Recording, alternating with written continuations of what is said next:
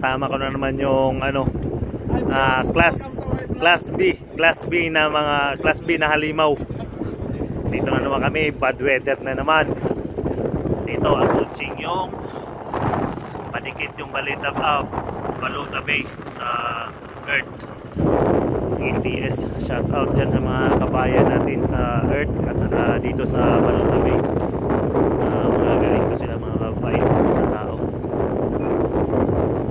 Dito STS bad weather. 1.5 yung alon. Medyo magalaw yung ano,